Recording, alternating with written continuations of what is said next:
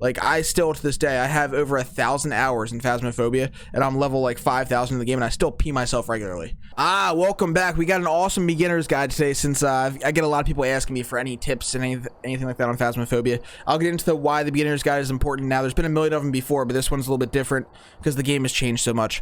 But if you like this video, like it, make sure you subscribe to this channel for more Phasmophobia content, and make sure you come on over to Twitch for free. Drop a follow. I'm over there live every Monday, Wednesday, Saturday, Sunday. That's where I film this content. I love you guys. Let's get to the video. Here we go. Welcome, YouTube, to our beginner's guide to Phasmophobia. Now, Phasmophobia has been out for a while, and the original game versus the game that we have today is much different and much crazier based on a bunch of updates that went down. So, the guides you see back then might not be as relevant as this guide right here in 22. And my goal here with this guide is to make it a completely comprehensive guide, a one-stop shop for you to watch, and then feel comfortable going in and just playing Phasmophobia. There's a lot to learn, so let's get to it. First thing, you're probably going to be starting on a low difficulty like Amateur. And I don't even think you can unlock the other difficulties until you reach a certain level. But here's the basic gear that they give you. So if you're wondering what you're looking at right here, we got a camera, photo camera, that's very important. We got an EMF spirit box, a ghost writing book, dots projector, and a video camera, as well as a UV light and a basic flashlight. So these are literally the necessities that you're going to need to go in there and get all the ghost evidence that's available. And that's it, just bare bones that. There's an objective board over here, right? These are secondary objectives that can also get you money. Alright, let's start with the basic idea of Phasmophobia. Basically, what we're doing is we're hunting a ghost. You go into the selected map. In the beginning, when you're first starting out, the smaller maps are definitely better because there's less time wandering around searching and more time one-on-one with the ghost to figure out, you know, where to place things and how to interact with it and all that. So here's the basic idea. You go into the house, you walk around, you say the ghost name until you hear something. You're normally going to hear the ghost before you see it. And it's good to have your EMF right here. You want this EMF, you want it on. You want your flashlight, and you want your photo camera. That's what we're going to start with. I'm going to show you how this works. Always make sure you get that key as well. Don't be a moron like I am sometimes. So this is Tanglewood. This is a great starter map because it's really small and you won't have much trouble at all finding the ghost. We're going to go in here. You can say a bunch of things. Give us a sign. Did you hear that door? We already heard the door. So when you hear something, make sure your EMF is on, and you'll know that the ghost is confirmed to be in that spot when it goes just like that. So now we know where the ghost is. It's either going to be in this bedroom, which doesn't... It's probably this living room area. So the way Phasmophobia works in the maps is you have... Oh my god. Is he over here now? Or was he in that same door? That's an EMF 5, okay. Not only is that our first ghost evidence, but we know the ghost is right here. And the way, what I was saying before, the way Phasmophobia works is every map is built in these little sections. So you have bedrooms here. On the lower difficulties, when you find where the ghost is, it normally stays in that area. So it's important to know how the maps are divided up. So right here is probably, it's either going to be in this room or it's going to be in this living room.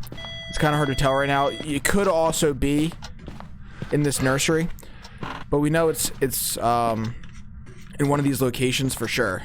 Where's the freaking light switch? Oh my god. There we go. Because the walls touch. So my instinct is to put the ghost hunting equipment right here in this doorway to start off, because that's where we got our EMF 5. So what I'm going to do is I'm going to drop everything. Also, since it touched this door, a little hack. I'll show you how the UV light works later, but you can just snap a picture of the door. And we just got fingerprints. That's our second evidence. So you don't actually have to have the UV on you to get fingerprint evidence. So we're going to go to our journal. We're going to put in EMF. We're going to put in fingerprints. And that means there's 4 ghosts left as options available. Okay, so we can eliminate, we have 5 evidences, right? 4 ghosts, which means one of these will not be possible. So we'll go through. Spirit box is not possible. So we know we need a writing book in here. We need a thermometer, dots, and a video camera. I'm going to show you how all that works. So I like to drop everything. I like to drop my flashlight. If you know the map well enough, once you play a couple rounds, you can feel free to drop your flashlight so you have an extra item slot on the way back in. You only get 3 item slots. So see what we did there. We went in. We heard the ghost do something. You'll either hear it open a door, throw something, oftentimes turn a device on. It might hit the microwave, ring a phone. You listen. You got to be very careful when you listen. And that's what makes playing solo probably, in my opinion, the best way to learn, because you don't have a bunch of teammates talking over you. You can just focus on the audio, and once you hear a thing move or thing happen, you take your EMF. That's why we took the EMF in there first, and confirm that that's where the ghost indeed was. So that's what happened there, and now we know where we're going to take the rest of our equipment for the rest of the match. Once you get to the higher difficulties, the ghost can move around and wander, definitely more frequently. So you might have to do the EMF method multiple times, or use a thermometer to see which room is cold. That's another way that you can kind of identify where the ghost is. So we're gonna take in this. It can't be a spirit box.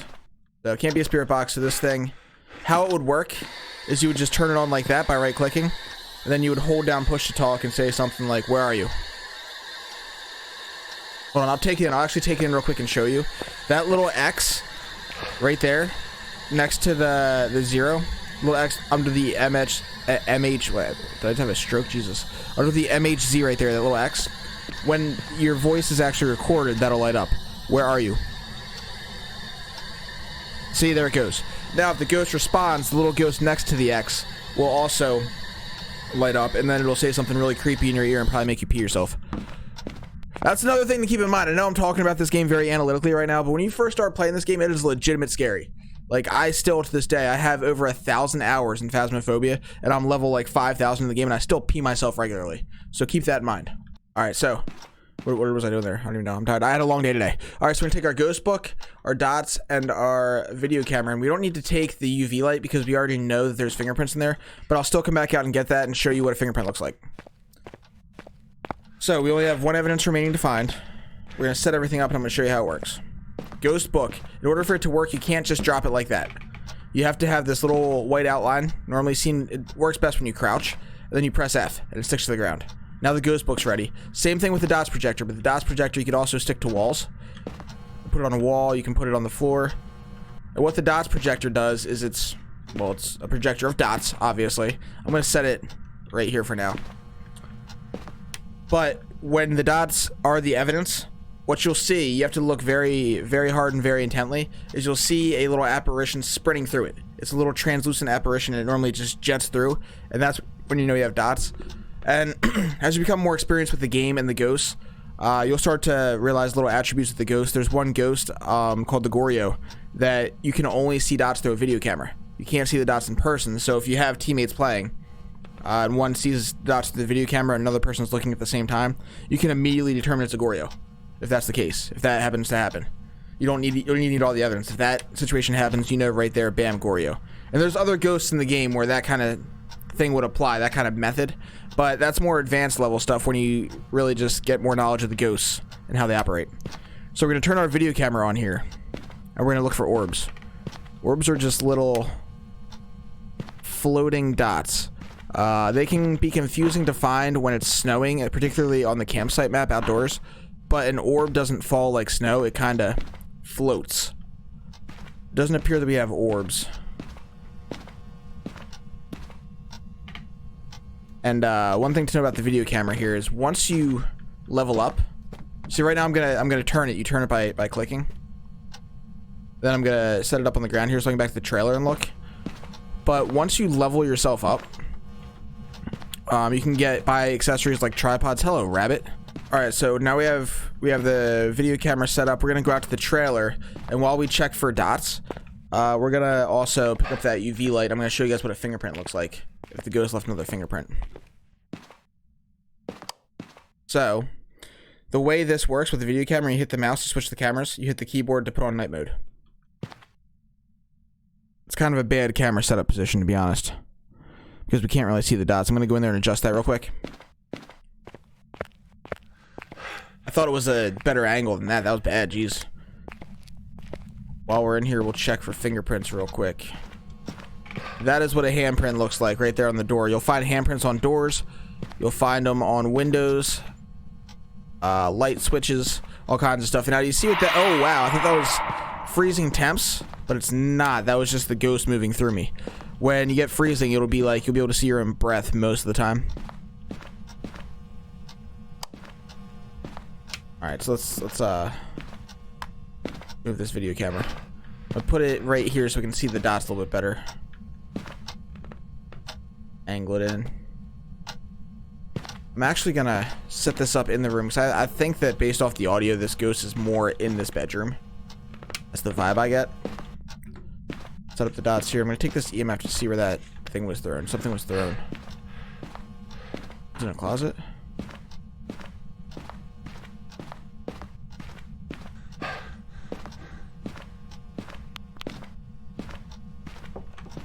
Where are you? It's the EMF 5 again. He's right here in this doorway. He's camping in this doorway.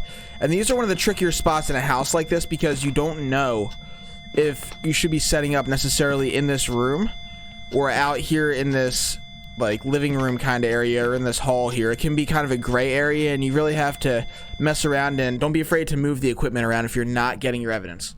So right now, all the evidence that we have this match is literally right in this doorway. So it could be in here, but it could be out here. So it'll be interesting to see if we get dots. Right here, let's look for dots.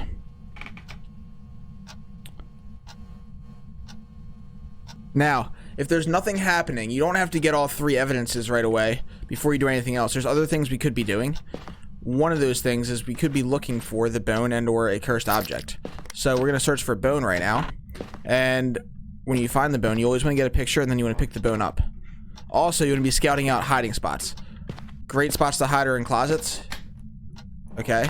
Also note that when you do hide, you want to make sure your flashlight's off and you don't have a camera out or any electronic device, because the ghost will be attracted to them. And also make sure that you're not talking. Basically be quiet and dark while you're hiding. That's the best thing you can do.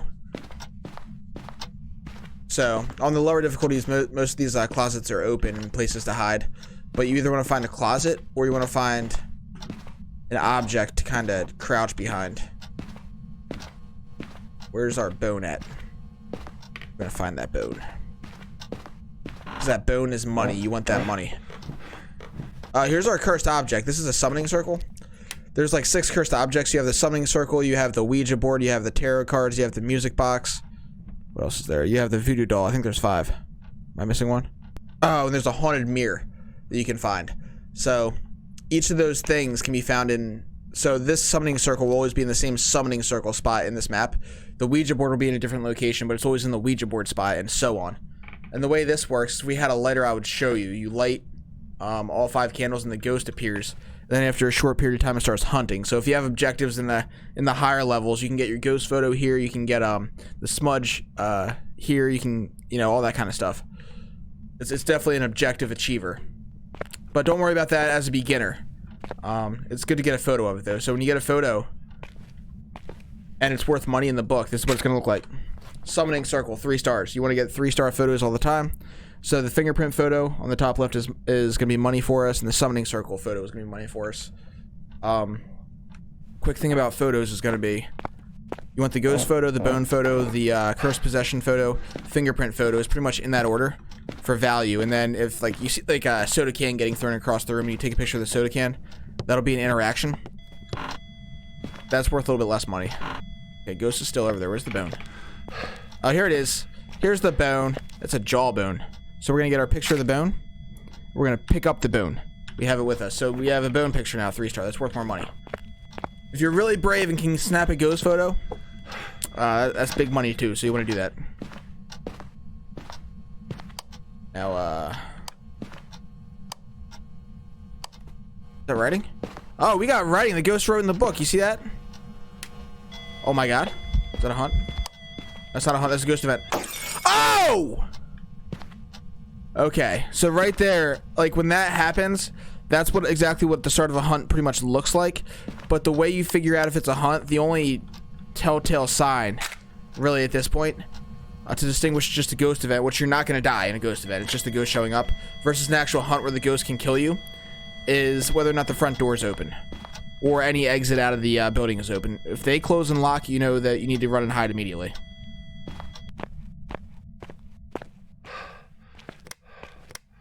So we used up all 5 of our pictures in our camera. You do have 10 photo slots, so you can bring in an extra camera.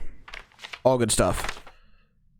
And make even more money, but that's the kind of thing. You do a couple matches, you make some money, you can buy some stuff. That's kind of how that works. Oh, and by the way, we got our 3rd evidence. So ghostwriting means it's going to be a myling. So we select myling. The distinguishing factor of a myling is a little bit quieter during the hunts. You can't hear their footsteps until they get a little bit closer than the other ghosts. So that's one of the things. If you pay real close attention in this game, you can kind of pick up on the little details of the ghosts and kind of not need all the evidence to know exactly what you're dealing with. But all that is more advanced player stuff. You know, when you got a lot of hours, you learn that stuff kind of naturally. So don't worry about that right now. Just worry about the process I just showed you. Go in there, listen, figure out where the ghost is with the EMF, set up camp there. And if you think the ghost isn't exactly in that spot, move the stuff around a little bit till you get some evidence. And don't stand there too long. The longer you're in there, the more likely you are to get hunted. I actually want to go in here and show you how to escape a hunt real quick without any smudge or anything. I want to show you how that process goes. But yeah, do that and make sure you're looking for the bone and the cursed object. Get your pictures. And that's pretty much the beginner process. When you have more equipment, you can literally, we actually got one of the objectives, even though we don't have all of our equipment available. We got the EMF. So you just had to get the EMF to go off because of the ghost, and we did that. If we had a motion sensor, which in further videos I can show you a more advanced take on how the process should go. If you have a motion sensor, you would just set it up near the ghost, and either while it's just roaming around, it'll set it off, or while it hunts, it definitely probably will. And then capture a photo of the ghost right out of pictures. But you would ideally want to get those two for max money if you have the equipment available, and that'll come with time. Let's go in here, and I want to show you guys hunt and how not to die, hopefully. If I die, I'm blaming you. Whoever's watching this, it's all your fault. So what's our sanity? Let's go over sanity real quick before I go in there. EMF is still going wild.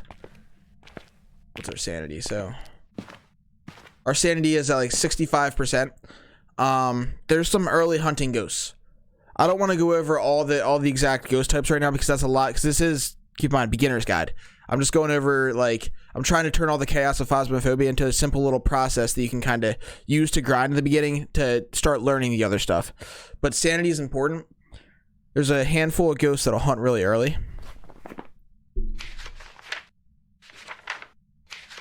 Raiju will. Let's see. Yokai will, if you're talking near it. Let's see. Demon definitely will. Onryo is also a really early hunter, particularly if it blows out a candle. So that's one to consider as well. But yeah, early hunting is described as like over probably 50s, probably over 65%. I would consider that like early hunting. And then everything else, under 65%, a couple of them can hunt, I believe. And then under 50% is when you can just definitely get hunted by anything. So we're getting close there. We're going to go in there. And playing Phasmophobia, you'll learn this just from dying. This will be like a natural thing that happens. You'll start to look for hiding spots before the ghost even hunts. So you kind of have an escape plan. So if I'm in here, what I don't want to do is get too far in that room if I think the ghost is going to be hunting from in that room, because it can trap me in there and kill me. So what I want to do is have an out. So I know that if I shut this door right here and have this one kind of shut, like this, I can slip in and shut the door with the flashlight off, of course. So that's gonna be my setup. That's gonna be the idea. And we'll just chill here until it hunts. Hopefully it doesn't show up behind me here. If it shows up behind me, I'm definitely gonna go in here and hide behind the door in that bathroom. That's my other option. So you have multiple options. You could also hide behind this door right here. That's a pretty decent spot, but it's going to be a quick react because once the ghost appears during the hunt, you literally only have a couple of seconds before it activates and can kill you. It's these long pauses of silence that makes this game so scary. It's so silent and all of a sudden everything gets loud and the ghost is trying to kill you.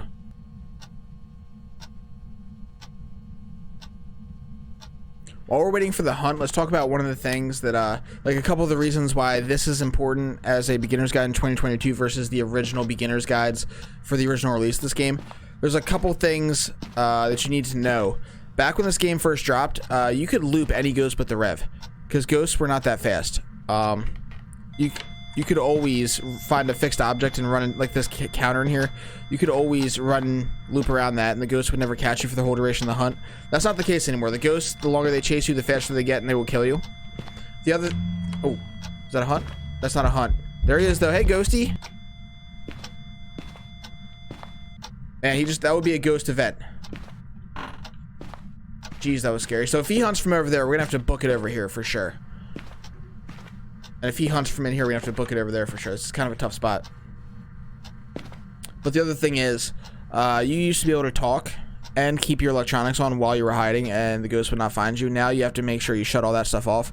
And some ghosts, like the Raiju, will actually be faster if you have electronic equipment on. Not like in addition to looking for you, it'll also be faster. So those are things to consider. Those have changed the core gameplay. Not to mention now you can sprint.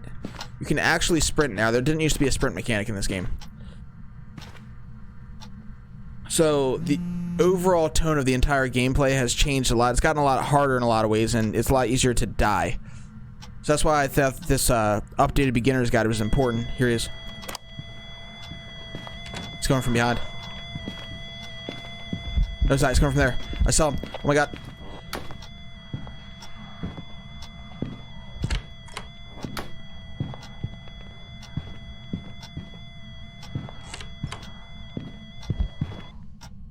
Alright, hunt's over. We survived. That's a really short hunt. On the higher difficulties, the hunts are much, much longer, but we got in there, we got our flashlight off, and we were safe. Woo! We made it.